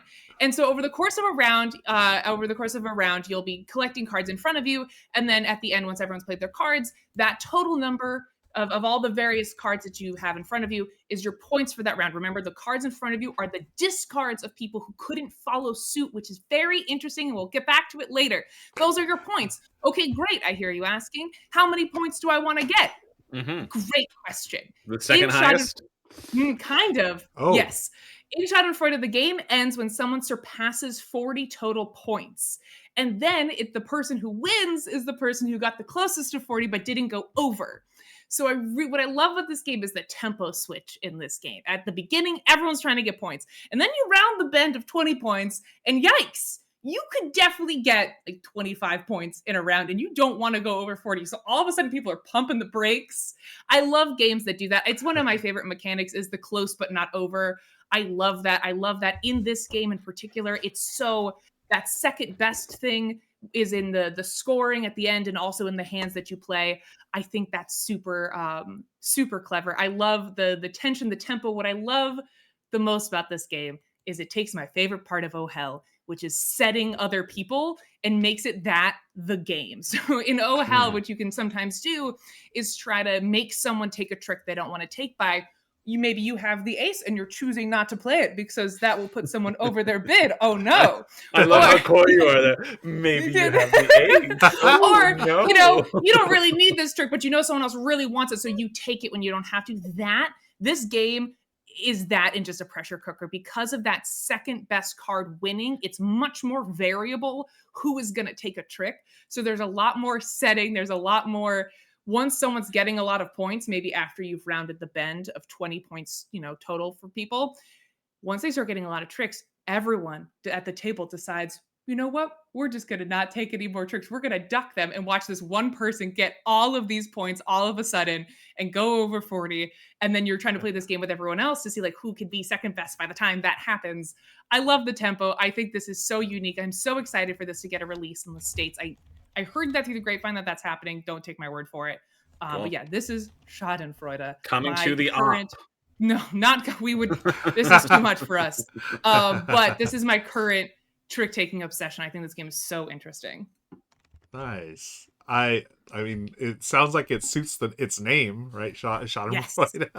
Lots of pain. Lots of pain. It's super quick. This game does not take long. Something horrible happens to someone very quickly in this game. Yeah. And I love watching that happen. No, it sounds great. It really does. I feel like our interests are like exactly aligned in terms of trick taking, right? Yeah. So I'm excited to play this. If we're ever at a con together, I would love to teach this game. Yeah, that'd be great. What a awesome. Yeah, awesome. We got one more, folks. Let's see what Richard's got for us at the top of the list. Okay, and here we are at the number one. Somehow, I was able to come up with 3 trick-taking games. Although, if you'd asked me last year, I wouldn't have been able to do it. But this year, in 2025, coming out at Eschen Spiel, is a new trick-taking game called Movie Tricks. And I love it. This is, as far as I'm concerned, is the best trick-taking game I've ever played. And I've played a bunch of them over the years. Traditional variants like some of the stuff that's been talked about today, or all kinds of cool special things like some of the ones that have been talked about today. Almost always, without exception, I walk away feeling frustrated and stupid, which is why I don't like trick-taking games. But this one is the bee's knees. And no surprise, it's co-designed by one of my favorite designers of all time, Eilif Svensson. I often say, if there's anybody who can make me love a particular genre, it's going to be Eilif, and he and his co-designers did a great job. Now, why do I love this one so much, even though it's a competitive trick-taking game? Well, actually, for a lot of reasons that made Ugly Sweaters work so well for me. They're equally true here. The theme here is we are making movies, and the 4 suits are, I forget, they are like the script and the special effects and the score, and I think the actors, right? And so every round, we are playing tricks to win the right to be first to draft. This is the same thing as in Ugly Sweaters, and it works here as well. And it works fantastically. And again, like Ugly Sweaters, this could almost be a sequel to Ugly Sweaters, Ugly Christmas Sweaters. When you're playing a 2-player game, we are going to get to play twice every round. So I might come in first and second. I might come in first and fourth. I might come in second and fourth. So I get the second choice and the fourth choice. And after we're done winning our tricks, and we in turn order or win order, take those tiles, add them to our own tableau. Instead of making Christmas sweaters, now we're actually making movies. The cards we played become the cards that we are bidding on in the next trick. I think that is just absolutely brilliant because it adds, once again, that extra level of depth and complexity. You know what? I might play this card this round knowing it's not going to do me any good at all because I just need to get it in the queue so I can win it next round, next trick, so that I can put it in my, and because it's the perfect thing to finish my 3rd movie or whatever it might be. I just think that's awesome. And again, I'm sure there are other trick-taking games that have done this as well, but I've mentioned 2 of them. And so if you want to make a trick-taking game that I like, do this trick because it's very cool. Oh, I didn't talk about it very long. Let me just go ahead and rewind there for the Carvery video. So anyway, that's some of it, but there's a lot going on. Each of the 4 suits, once you collect them, well, you can see how you put them in. Once you complete a row, you've made a movie. Have I made a movie here? Yes, I've made a movie. Submarine Agent. Vengeful Villain. And I'm just about to finish a second one. If I move my big hand, if I continue to play. Oh, the internet has gone down, or me zooming in on YouTube has frozen my computer for some reason. Oh man, I gotta tell you, I mean, it was one of the reasons. Okay, it's just stopped. How about if I refresh this page? Nope, my computer is completely frozen. I'm gonna pause a second. What the F? All right, I don't know what that was. Anyway, let's just continue. It's nice once you complete a row because you're going to score that based on the cards you play. But so you're trying to complete rows. And score points, but you're also completing columns because each of the different columns score in a unique way, having to do with collecting different tokens, and you do set collection in each of the 4 suits or movie elements in different ways. So there's a lot of depth, and really the key to this game is not being a really smart trick taker, but being a really smart set collector, because every card has a use if you can set up. But then there's another element too that really elevates this. Whoever comes in last, they still get one of the cards, but they also get bonus cards. You can see them up there in the top right, and there's always 2 on offer. And these are cards that can either come into your hand, which means on future rounds, players have different numbers of cards in their hands, and these cards can have special powers, like they can modify other cards or their super cards. Or when you come in last place, I wanted to come in last place because I wanted to get those bonus cards, not to put them in my hand for the next round, but to put them directly into my movies that I'm developing. So again, tons of depth, not from the trick taking itself. The trick taking is pretty straightforward, but when you play as a 2-player and every round you're going to end up getting 2 cards, which is so satisfying, and you're going to get them no matter what. Maybe you're not going to get the ones you want, but you're going to get something, and you're going to have to find a way to make that work through successive rounds in the greatest trick taking game of all time, as far as I'm concerned. It is Movie Tricks. And that's it for me, folks. I have no other trick taking games to talk about, so you won't see me in the post list. But I look forward to seeing everybody in the next one, where I'm sure we're going to be talking about Take That games or Roll to Move games or who knows what. All right, back to y'all. Okay, Richard. Top 10 Roll to Move games. That's our next list. All right. Yeah, let's do Take That. Let's do Take That. I've got one that I love. But Movie Tricks seems cool. It seems like it's tableau building along with trick taking. Pretty interesting. I haven't played it. It's the greatest trick-taking game of all time. Winterman who doesn't like trick-taking games. Yeah. But I will say, as Chris mentioned earlier, it was fun to do this list with Richard because it's such a genre he's not into. It is fun to have someone see what games did appeal to someone who doesn't really like the genre on the whole. I thought it was interesting. And that one looks great, I feel. Yeah. I think it's quite exciting. The trick-taking is minimal, but I think there's enough still to qualify as a trick-taking game. It's not Arcs, which shouldn't. It wasn't on our list. Yeah, it wasn't. It's on your honorable mention. It's on my short list. Yeah. Okay, I was just gonna say.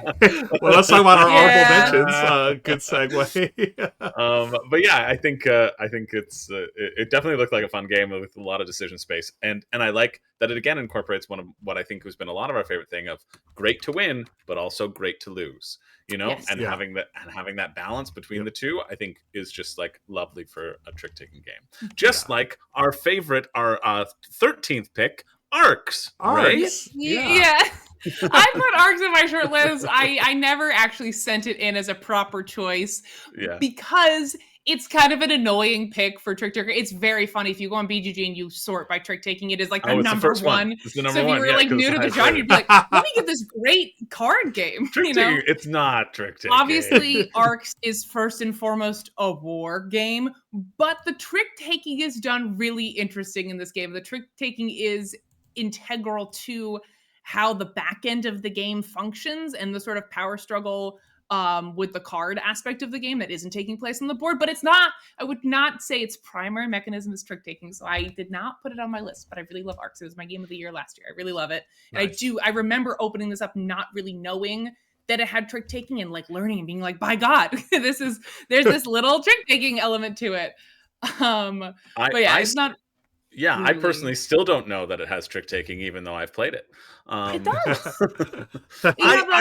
I just don't. I You're don't see it as following trick taking. suit. You're following actions, right? Like you're limited in terms Yeah. of the actions that you can play. But somebody's like, it has like the follow mechanism, which Sure. which Mhm. I think it really is more classified into the follow mechanism with variable strength of the actions versus Sure. like the actual trick taking. Because you're not Sure. counting cards. There's You no don't have bidding. Yeah. any. There's no Listen, bidding. listen, man. I there's didn't no put it on my list. that. Listen, man. I didn't put it on my I list. know, I know, but I just like I think like as somebody who does like really enjoy trick taking games, Yeah, I don't like that people refer to it as a trick taking game that's understandable. because I think you don't there isn't a match of that expectation for me. For me, I really love Sure. Arcs. I think it's a great game. I love the war game element. I love all the decisions you get to make. I love the the follow mechanism is in my top 5 mechanisms of all time. When I Yeah. went through the BGG, Mhm. I did a whole video series like ranking them all. It was number 4. Like I love it. I think it's so cool. So I think it has like that follow aspect, which again, hey, all great trick taking games have must follow, and Arcs As kind we of all has it. know. Yeah. But yeah, for me, I just like the things that I love about trick taking games. I don't find at all in Arcs, but I have other things in there that I Sure. really like. So that's why Got it. I have now made it my personal mission to Mhm. get it removed from BGG, just Arcs in general. Yeah. The whole Yeah. the whole I mean, it is game, yeah. ridiculous that it Yeah. is ridiculous that because it has that mechanic, it is straight to the top of the list.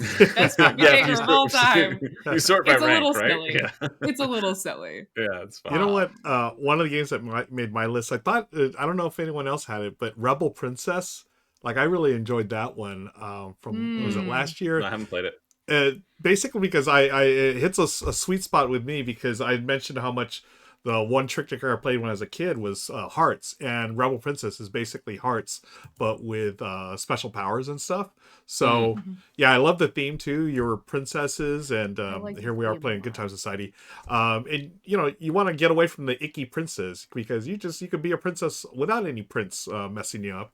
And yeah, and then you play. It's basically like Hearts. You must follow if you can, and then some of the rebel princesses have powers and special abilities, which makes it a lot of fun. I really enjoyed that one, Rebel Princess, and I believe they have a new one coming out called Zombie Princess, which Zombie sort of princess, yeah. yeah, I think the theme of this one's really cute. You're yeah, princesses going to a ball, and you don't want to come home with any boys. I think yeah, that's really cute. yeah. This one, unfortunately, I've only played it once. This one did kind of fall into the special powers realm that I'm not super into, Got but it. people love this game, so I think Yeah. it's a valid choice. I didn't particularly love it, but Yeah. No, that's fair. it's Too much. clearly very successful. People love it. They're coming out with a new version of it. Yep. So Was I it think was I it think it's an too issue. much for you? It Like too it much just to balance? Obviously not not like too much for yeah, you. is a just bad I'm just sentence. not into I like it when we all have a similar goal and it's how Mhm. we get there. For some reason, I just don't like the special powers when it comes to trick taking. Yeah. I think it makes it too hard because again, the part that I love is intuiting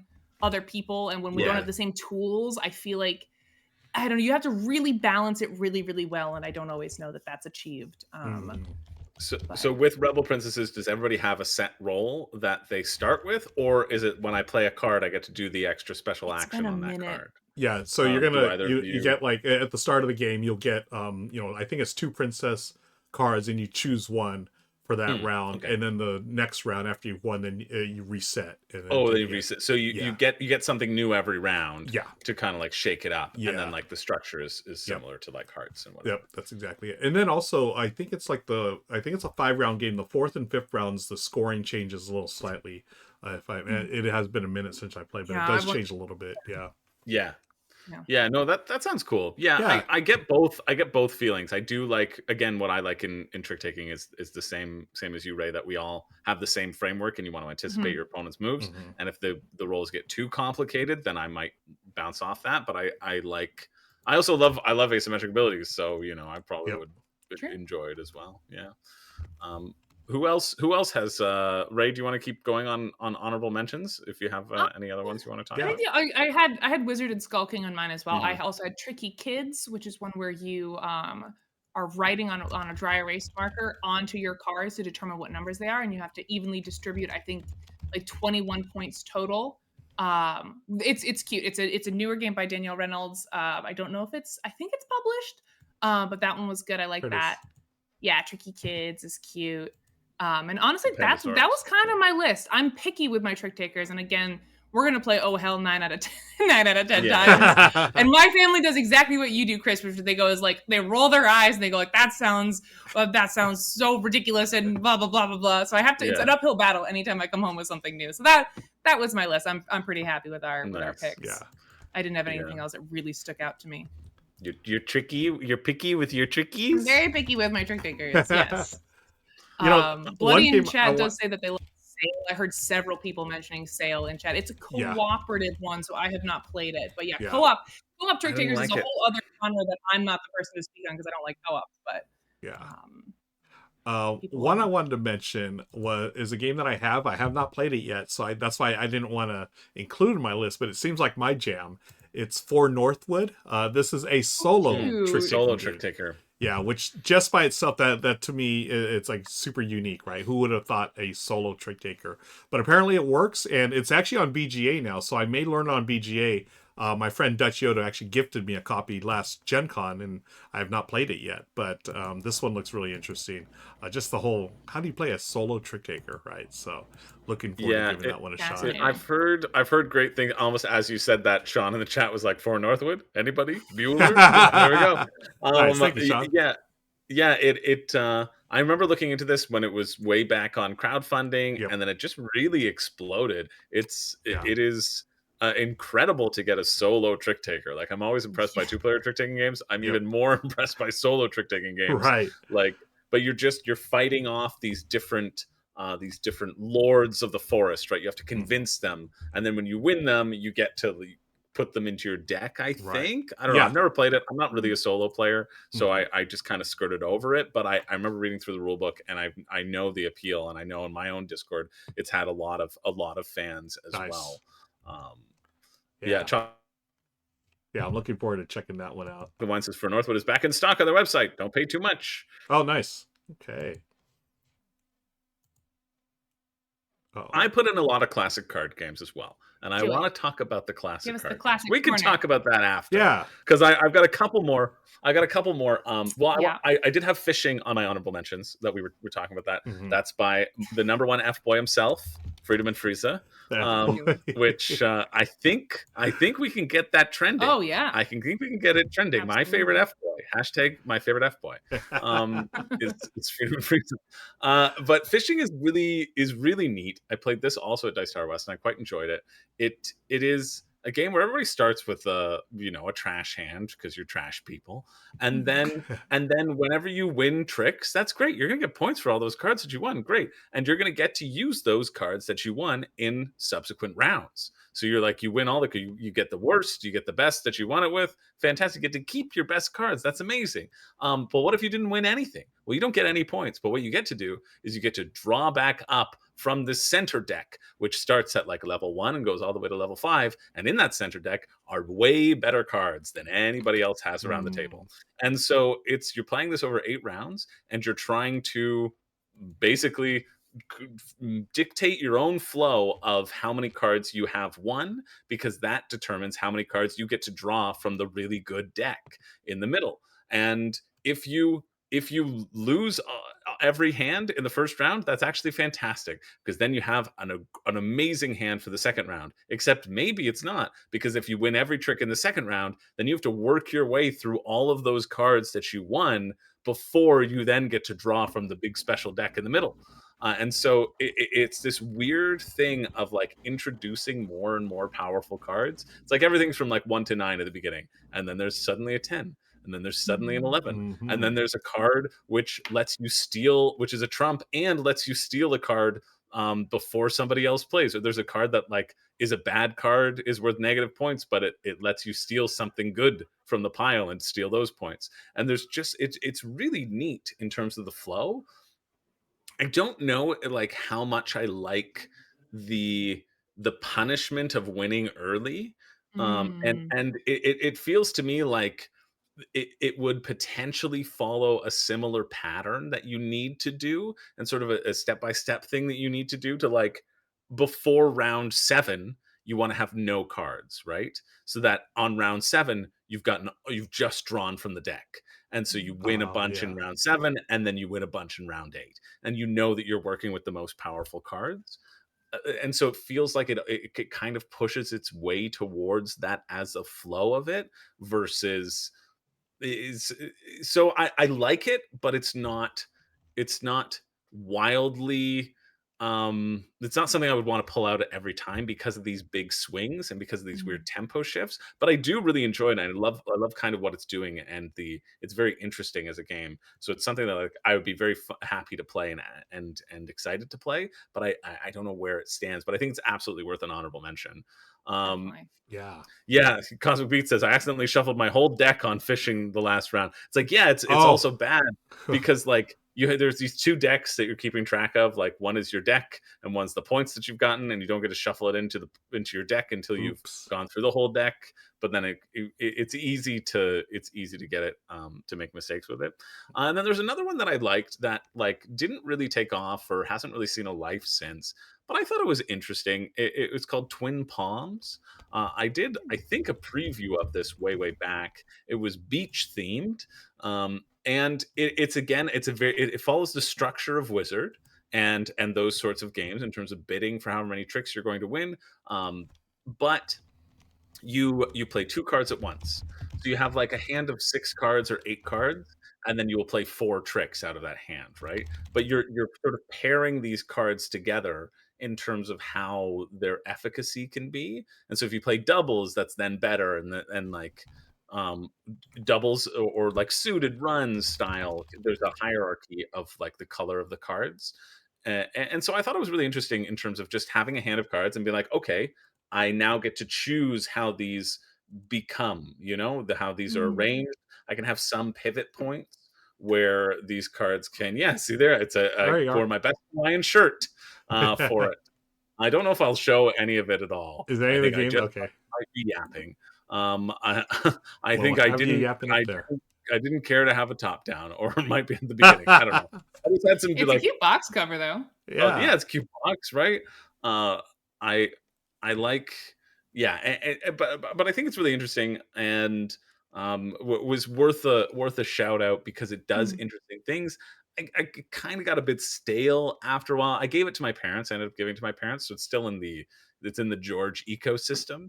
But like, Mhm. they'll play the crew over this pretty much any day of the week. Yeah. So it doesn't hit there. And then, of course, I put classics on my list, like Bridge, like Yep. Euchre. Euchre's Euchre. fine, but Bridge is just the more advanced Euchre. You're Yeah. keeping track of more things. That's why I naturally like Bridge a lot more. Okay. Yeah. Quick question. And For arts. I've never played bridge before. What is, like, I don't, I mean, I understand, well, no, I don't know anything about bridge, but I did not grow up with it. I remember seeing it like in newspapers back in the day. They would have like, Yeah, they'd have like a bridge. I don't know if it was a puzzle Bridge or something. tournaments. the Bridge Yeah. Oh, puzzle. yeah. Yeah, the Bridge puzzle. In 100%. like in a minute, can you explain bridge to me, either of you? Like, what? Yes. Go for it, Chris. I can happily explain Bridge to you. Bridge, when two people love each other, they may they may get together and play bridge, and eventually birth Chris George. That's the real thrill Now I know. behind Awesome. bridge is when mommy and daddy really love each other. They play bridge. They'll play bridge, okay, and and sometimes 9 months after, Yeah. a baby will come from the bridge fairy. Oh my No, okay. god. Okay, bridge for real. Bridge for real. Bridge for real is it is euchre with a full deck is what it is. And if you've never Okay. played euchre, you're going to deal out all the cards. Everybody will have a hand of 13 cards, and then before doing anything, you and your partners, played in teams, you will have to bid what you think you can win, but you can't say anything other than the bid. So you're dealing with limited communication. Oh, maybe this is the answer to. I said I wanted a team-based Yeah. It could trick be. taker. I literally wasn't even thinking about bridge. I guess it bridge. very You're playing much- teams, yeah. right? The age-old game of bridge answered my prayers of a team-based Yeah. trick-taking game. That is Wow. a team-based trick-taking game. Yeah. Now, a full game of bridge you will play with every person around the table, and then you will take the total scores to win.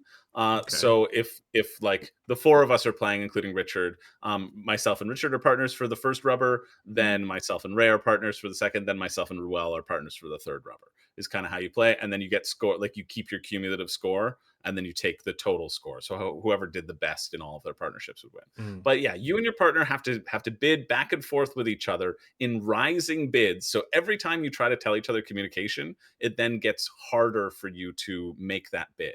Because if I start out, I'm looking at my cards, I'm going to say one heart. I think we can make one over the majority of hearts, so 7 tricks. So 6 tricks is always a baseline, and then so it'd be 7 tricks.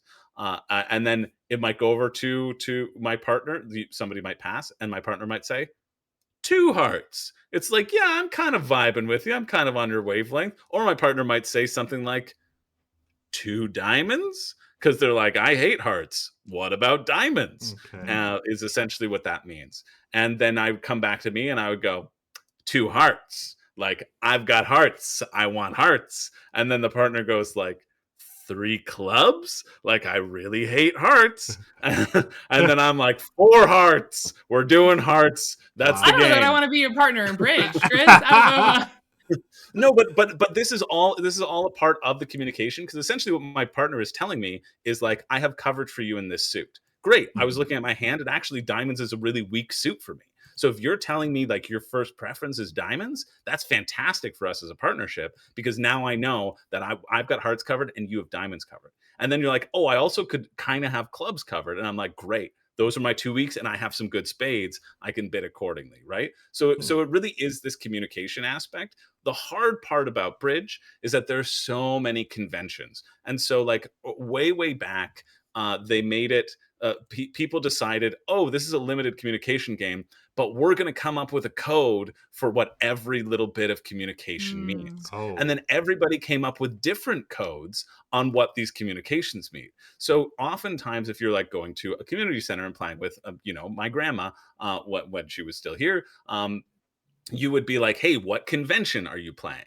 And you'd be like, oh, I'm playing this convention. You'd be like, okay, now I know what your bidding means ish. I don't really like playing bridge that way, because you're like following a script. What I really like is when I learned as a kid, we learned sort of what the openers were. So you count up points in your hands basically with the face cards, and you're like, oh, I have so many face cards. I have so many points. This is I need 13 points to open in my head. That's what I'm thinking. Is I'm like, yeah, I kind of have a good enough hand to say something, right? You're like, I'm allowed at the table. This is communicating with my partner. I have this many points. And then your partner would be like, okay, I have this many points. And my parents would have a little thing being like, you have 6 to 10 points, respond kind of like this. You have 12 points, respond kind of like this. But that was all like the communication that we had. And then when you got past that, it was more about feeling out your partner and being like, what do you think about this? What do you think about this? And that's how I really like it. And that's how I think like board gamers might like it, as this sort of weird framework for limited communication, versus if you get into a lot of conventions, then when you get up to a game, so you're bidding every bid. I'm not going to explain the scoring for bridge, because it's way too weird. But essentially you are bidding whatever you only get points above the line, which contribute to your game score. If you bid them, you get points below the line for all the other tricks you have, but you need the above the line points to like finish the game out. And so you need to like hit those to like capitalize on your score. But then Okay. also you get bonuses if you bid correctly in higher regards. So some of the conventions are like, okay, now tell me how many aces you have. And it would be like 5 clubs is 1 ace, 5 diamonds is 2 ace, 5 hearts is 3. You know what I mean? Yeah. Like, so it Yeah. has like these weird structures around it, which I don't think is fun, but I really like just like that initial setup. You have a Yeah. 1 pager of like, oh, you need 13 points to open, and then here are kind of your responses. And then you can just feel each other out from there. And then you just play a game with, And and the game itself, you're trying to win tricks, correct? It's just yeah, you're trying to win. You're trying to win what you bid. what Whatever you you bid. bid is also determining trump. So I've bid hearts. Got it. Now we're at 4 hearts. I have to win 10 tricks, and hearts are trump. Now I have the ace, the king, the queen, and the jack of hearts, so I'm feeling pretty good. Yeah. Which is why I was so insistent upon bidding hearts. And I know my partner, who now is the dummy, they lay down their hand, and I get to see both hands, and I play both hands, while the other two try to stop me from making my bid. But ideally, if you and your partner communicate communicate well, you should be able to manipulate things somehow. Interesting. Yeah, Yeah. I've never played, and this I gotta get a comment here. This is what totally made sense to me. Where was it?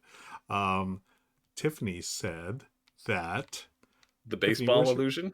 it was a baseball analogy. I Bidding figured it out. in bridge is like the pitcher shaking is. off his catcher in a baseball game. That totally makes sense to me. Thank you, Tiffany. Yes.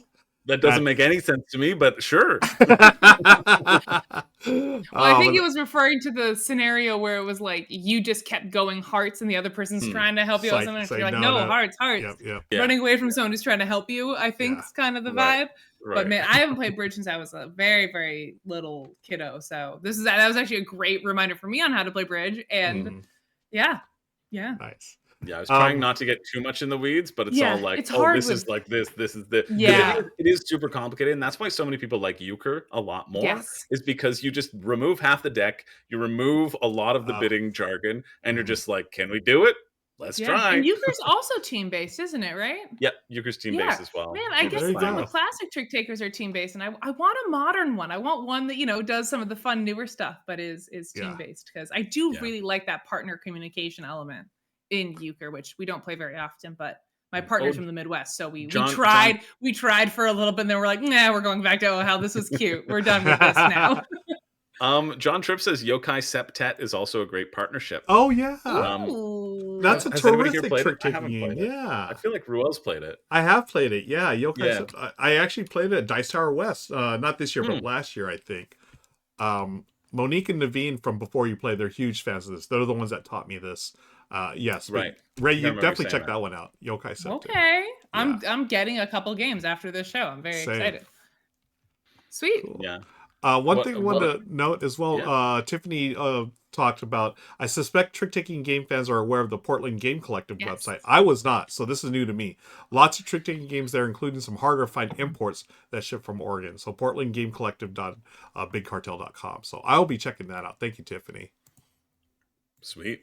That Yeah, comment that's right great. Were there any other ones, notable ones in the chat? I haven't played Tichu. I know David Waybright from Man vs. Meeple loves Tichu. That's his. Yeah, he talks about that game all the time, right? Yeah.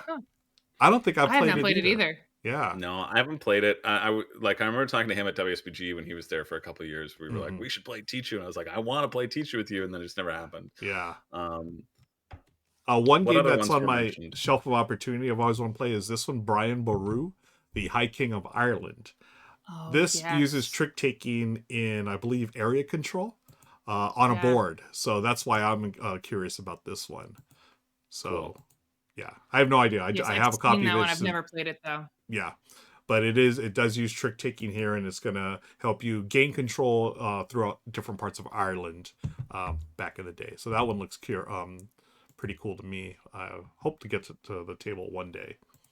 oh yeah, Sean saying Ghost of Christmas. Yeah, I thought Oh, yeah, I've it's heard on of his that shelf one. of shame. I've heard of that one too. That one Yes, does look I interesting played and that fun.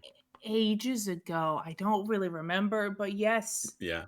yeah. Because it is like the Ghost of Christmas, right? You go from past, present to future, Yes. and yeah.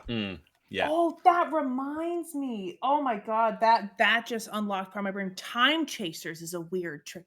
I believe it's Time trick taking. Chasers? Oh. Yeah, that has to do with going through time. Wow. Oh, cool. Am I thinking of the right Let's see game? if I can look it up here. Time Chasers. Chasers.